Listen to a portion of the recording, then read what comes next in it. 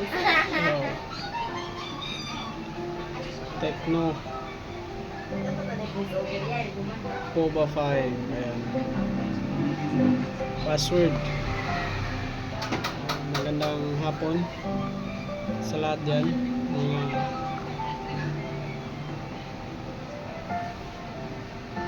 guys, ayan. Password problema. Ano to? Try natin sa default one. Ayan na. Ayaw. So, gawin power off. Volume up at power switch. So, gawin ganito. Power switch and volume up sabay.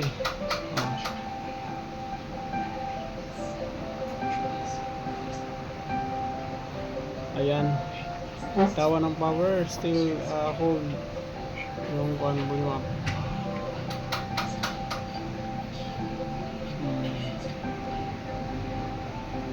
Ayan. So, select volume, press volume up, then power, like that. Then trigger it. Ayan. Tapos nabitawan. Volume down. Select reset. Volume down, select factory reset. Unsay lakuan?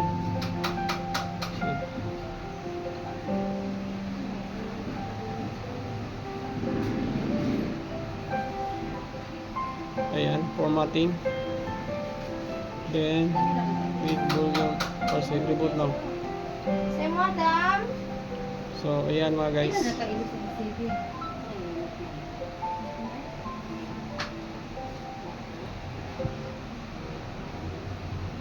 So ayan yung solution sa pag-hard reset, manual hard reset sa Tecno Pova 5.